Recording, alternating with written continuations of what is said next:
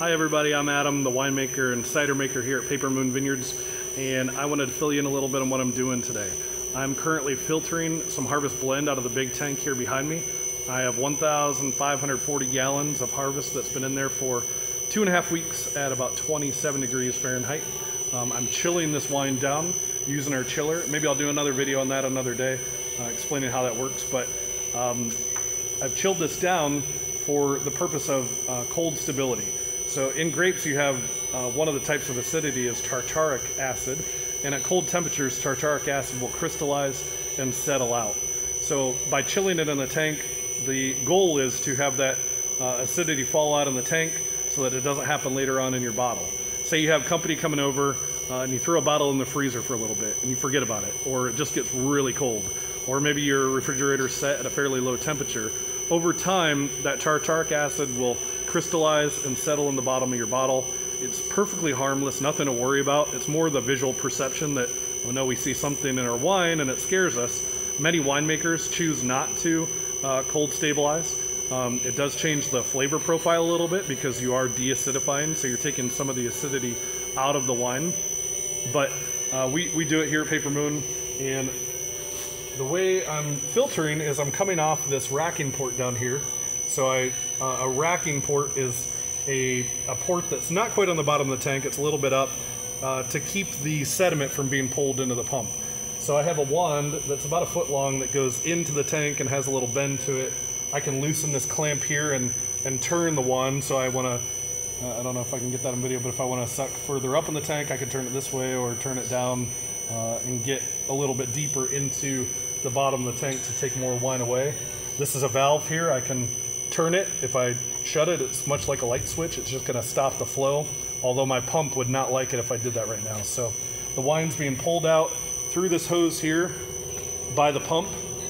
You can see the pump going right there. The pump has a control with variable speed on it.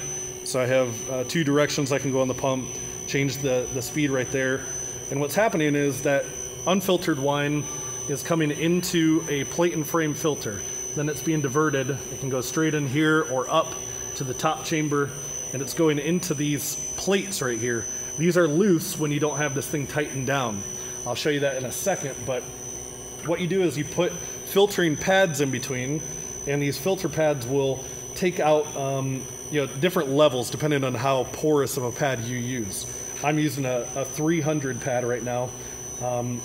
And what happens is the unfiltered wine goes in through this side, through this little channel. You can't see it, but there's a chamber of wine the size of this pipe going in right here. It'll go through the plate and it'll go into the rough side of the pad, work its way through, leave any sediment behind, and then come out the clean side of the pad, and then it'll get into the chamber on the other side.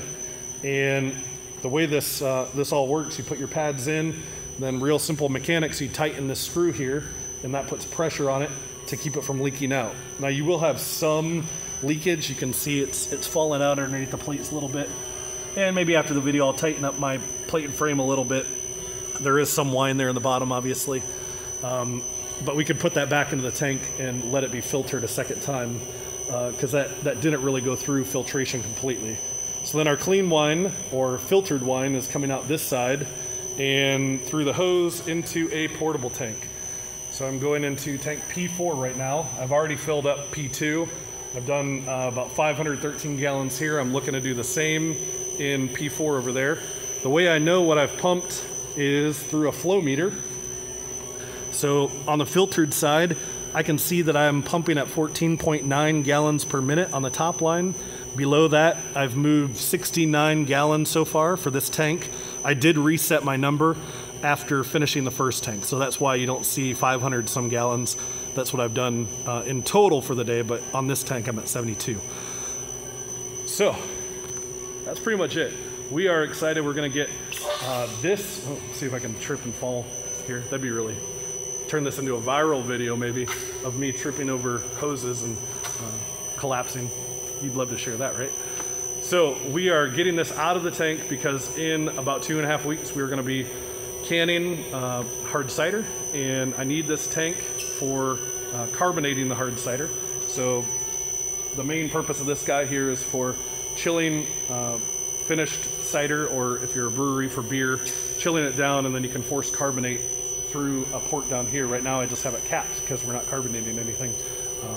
But by carbonating it, or getting it really cold, you can then get the carbonation to dissolve when it goes into the liquid. And we, for a while, have been cold stabilizing using our standard tanks like this one. This is a chilling jacket here. We get it really cold and chill the wine that way. But it's not super efficient, and you can see these tanks behind me here. We have Chardonnay in them right now, chilling, but we have to wrap them in insulating material, and it just doesn't quite do as well as a tank like this where it has insulation built in from the manufacturer. So we started looking at the tank and saying, we're only using this, when we have cider ready for canning or kegging. Let's use it for cold stabilizing our wine as well. That's pretty much it. I hope I didn't bore you too much. I'll see you soon.